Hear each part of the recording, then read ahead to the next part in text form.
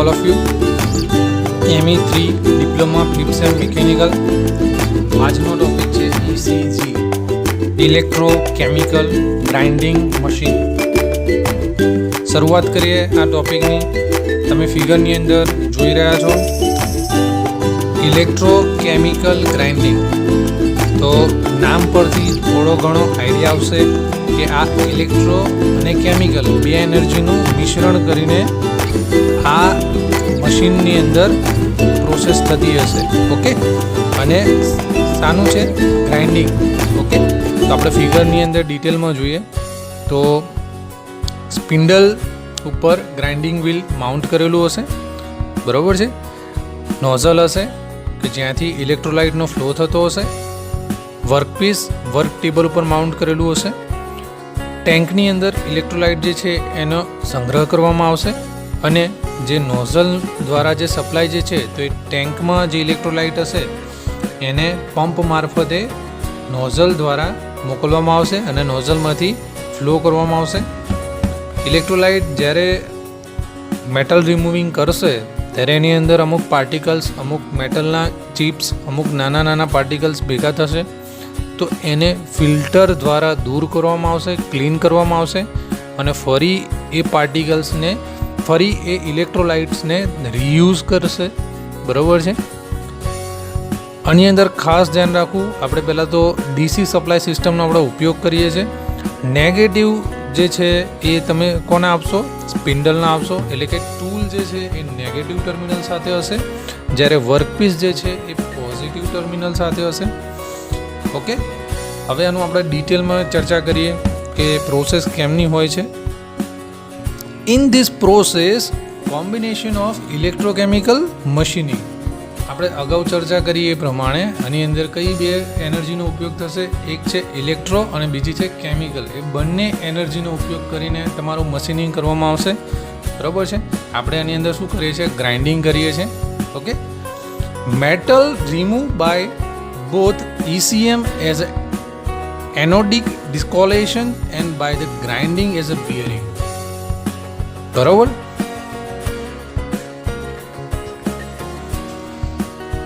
Principal of electrochemical ગ્રાઇન્ડિંગના આપણે વાત કરીએ તો એની અંદર બેઝિકલી કયા પ્રિન્સિપલ પર કામ કરશે?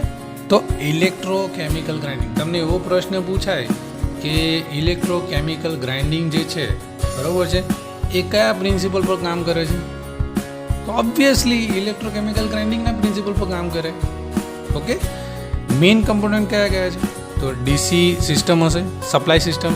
ઓકે, કઈ સપ્લાય સિસ્ટમ યુઝ થાય છે? ડીસી. ઓકે, આમાંથી ઓબ્જેક્ટિવ પ્રશ્ન પૂછવાની શક્યતા છે કે ECG મશીનમાં નીચેનામાંથી કઈ સપ્લાય સિસ્ટમ યુઝ થાય છે? તમને ઓપ્શન આપ્યા હોય AC supply system, DC supply system, તો તમે કન્ફ્યુઝ થઈ જાઓ. ખબર હોવી જોઈએ કે એની અંદર ડીસી સપ્લાય સિસ્ટમ યુઝ થાય છે. પછી ગ્રાઇન્ડિંગ અટેચમેન્ટ. તો ગ્રાઇન્ડિંગ અટેચમેન્ટમાં શું હોય છે? તો ગ્રાઇન્ડિંગ વ્હીલ હોય છે, બરાબર છે. સ્પિન્ડલ સાથે એની અટેચમેન્ટ કરેલી હોય છે, બરાબર છે. ઇલેક્ટ્રોલાઇટ સિસ્ટમ, બરાબર છે. હવે આ ઇલેક્ટ્રોલાઇટ સિસ્ટમને આપણે આગળ ડિટેલમાં જોવાના છે. કેટલા પ્રકારના ઇલેક્ટ્રોલાઇટ હોય છે અને કયા કયા મટીરિયલ માટે કયા કયા અલગ ઇલેક્ટ્રોલાઇટ યુઝ થાય છે એની આપણે ચર્ચા કરવાના છે. Both grinding wheel and workpiece જે છે એ ઇલેક્ટ્રિક કન્ડક્ટિવ હોવા જોઈએ. આ પ્રોપર્ટી તમારે ઇલેક્ટ્રોકેમિકલ ગ્રાઇન્ડિંગમાં જે મટીરિયલનું મશીનિંગ કરવાનું હોય તો એ મટીરિયલ કેવું હોવું જોઈએ? Electrically conductive. કેવું હોવું જોઈએ? Electrically conductive. જે મટીરિયલ ઇલેક્ટ્રિકલી કન્ડક્ટિવ હશે એનું જ તમે આ પ્રોસેસની અંદર તમે યુઝ કરી શકશો. એટલે કે ઇલેક્ટ્રોકેમિકલ ગ્રાઇન્ડિંગની અંદર તમે કેવા મટીરિયલનું મશીનિંગ કરી શકશો કે જે મટીરિયલ ઇલેક્ટ્રિકલી કન્ડક્ટિવ હોય, બરાબર છે. વર્કપીસને પોઝિટિવ ટર્મિનલ, વ્હીલને નેગેટિવ ટર્મિનલ સાથે જોડેલું હશે. Huge amount of flow of electrolyte is passed between the wheel and workpiece. બરાબર છે. હજ અમાઉન્ટ ઓફ ફ્લો ઓફ શાનો ફ્લો કરવામાં આવશે? ઇલેક્ટ્રોલાઇટ. તમને ફિગરમાં બતાવ્યું પ્રમાણે જે નોઝલ હશે તે નોઝલમાંથી શું કરવામાં આવશે? ઇલેક્ટ્રોલાઇટને પસાર કરવામાં આવશે અને વર્કપીસ અને ગ્રાઇન્ડિંગ વ્હીલ એટલે કે તમારું ટૂલ અને વર્કપીસની વચ્ચે ઇલેક્ટ્રોલાઇટ પસાર થશે, બરાબર છે. અને 90% જે છે મેટલ એ રિમૂવ થશે. શાના વડે થશે? ECM વડે થશે. ઓકે, 90% જે છે મેટલ રિમૂવ થશે એ શાના વડે થશે? ECM વડે થશે. The life of grinding wheel is increased and the adverse the effect of faced in the grinding to be removed. બરાબર છે. જે ગ્રાઇન્ડિંગ વ્હીલ જે છે, બરાબર છે, એની જે લાઈફ જે હશે એ વધશે. કઈ રીતે વધશે? તો adverse effect faced in the grinding are removed.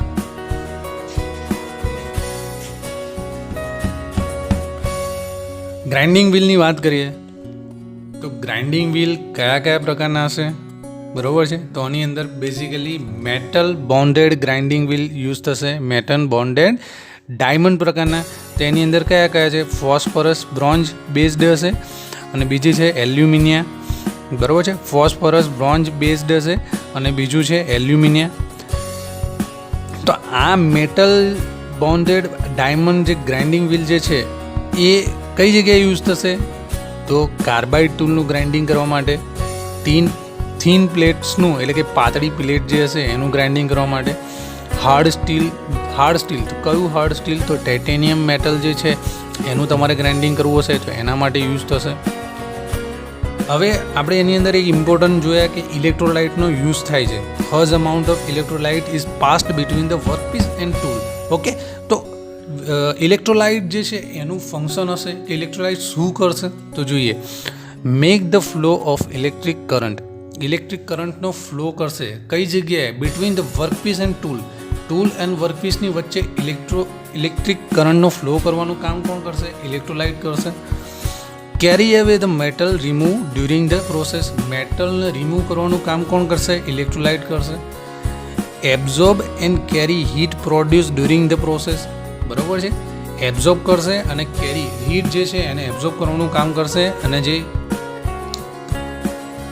Process દરમિયાન હીટને આગળ તમારે જે રિક્વાયરમેન્ટ હશે ત્યાં સુધી ટ્રાન્સફર કરવાનું કાર્ય કરે છે. હવે ઇલેક્ટ્રોલાઇટ જે છે એની અમુક પ્રોપર્ટી હશે, ગુણધર્મો હશે કે કયા પ્રકારનું ઇલેક્ટ્રોલાઇટ હોય. તેની પ્રોપર્ટી છે કે ઇલેક્ટ્રિકલ કન્ડક્ટિવિટી શાઉડ બી મોર. ઇલેક્ટ્રિક કન્ડક્ટિવિટી ઇલેક્ટ્રોલાઇટની કેવી હશે? વધારે હશે. તો એ એની પ્રોપર્ટી છે. એવું હશે તો જ તમે યુઝ કરી શકશો. Shall be resistance to corrosion એટલે કે કાટ ના લાગે તેવું હોવું જોઈએ, બરાબર છે. ઇલેક્ટ્રોલાઇટ તમે કારણ કે એનો ફ્લો થશે તો મેટલના કોન્ટેક્ટમાં આવશે તો જે કોરોઝન રેઝિસ્ટન્ટ નહીં હોય તો મેટલ શું થશે? મેટલનો શું થશે? કાટ લાગશે તો એ તમારી પ્રોડક્ટ ફેલ થઈ જાય. એમાં તમારે શું હોવું જોઈએ? શાઉડ બી રેઝિસ્ટન્ટ ટુ કોરોઝન હોવું જોઈએ. શાઉડ નોટ બી ટોક્સિક ના હોવું જોઈએ. સ્ટેબિલિટી ઇન કેમિકલ અને ઇલેક્ટ્રોકેમિકલ કેવી હશે? લેસ હશે, ઓછી હોવી જોઈએ. અને લાસ્ટ, શાઉડ બી ચીપ, સસ્તું હોવું જોઈએ. હવે ઇલેક્ટ્રોલાઇટ તો કયા પ્રકારના ઇલેક્ટ્રોલાઇટ? આપણે ટોટલ 6 પ્રકારના ઇલેક્ટ્રોલાઇટ સ્ટડી કરવાના છે અને ડિફરન્ટ મટીરિયલ માટે અલગ અલગ ઇલેક્ટ્રોલાઇટ યુઝ થશે. ફર્સ્ટ છે સોડિયમ નાઇટ્રેટ. સોડિયમ નાઇટ્રેટ જે છે એ સ્ટીલ, એલ્યુમિનિયમ, કોપર અને ઝિંક એલોય માટે યુઝ થશે. સ્ટીલ, એલ્યુમિનિયમ, કોપર અને ઝિંક એલોય માટે કયું યુઝ થશે? સોડિયમ નાઇટ્રેટ યુઝ થશે. સોડિયમ ફ્લોરાઇડ તો એ સ્ટીલ અને સ્ટીલની એલોય માટે યુઝ થશે. સોડિયમ સલ્ફેટ કોપર એલોય માટે યુઝ થશે. Sodium chloride plus sodium nitrate એ બંનેનું મિશ્રણ જે છે એ શાના માટે યુઝ થશે? ટાઇટેનિયમ એલોય જે હાર્ડ મટીરિયલ જે હશે એના માટે યુઝ થશે. સલ્ફ્યુરિક એસિડ, નિકલ, ક્રોમિયમ અને કોબાલ્ટ એલોય માટે યુઝ થશે. સોડિયમ હાઇડ્રોક્સાઇડ મોલિબોન્ડેન માટે અને ટંગસ્ટન માટે યુઝ થશે.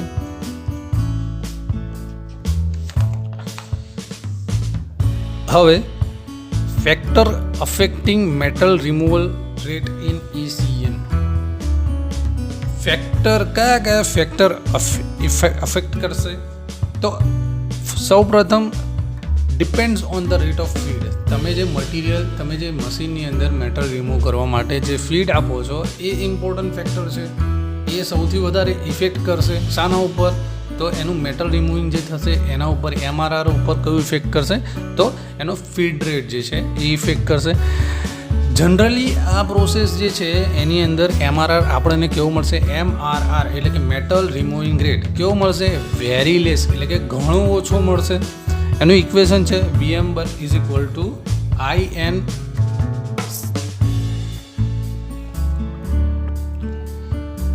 આપણે ઇક્વેશન જોયું તો ઇક્વેશન શું છે, VM એટલે કે volume of metal remove centimetre cube, I for current એમ્પિયરમાં, N ફોર ઓટોમિક વેઇટ વર્કપીસનું, ઇટાલિક N એ શું છે, એફિશિયન્સી છે, પ્રોસેસ એફિશિયન્સી 96500.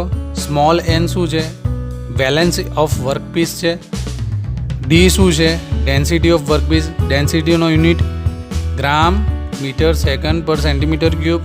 અને T ફોર ટાઈમ, શાનો ટાઈમ છે, કરંટ જે ફ્લો થતો હશે એનો શામાં હશે, સેકન્ડમાં હશે. ખાસ મિત્રો આની અંદર યુનિટ યાદ રાખજો, બરાબર છે. વોલ્યુમ માટે સેન્ટીમીટર ક્યુબ, કરંટ માટે એમ્પિયર, ડેન્સિટી માટે ગ્રામ મીટર સેકન્ડ પર સેન્ટીમીટર ક્યુબ, એન્ડ ટાઈમ માટે સેકન્ડ. જ્યારે આનું આપણે ન્યુમેરિકલ સોલ્વ કરીએ ત્યારે યુનિટ કન્વર્ઝન એ મોસ્ટ ઇમ્પોર્ટન્ટ છે.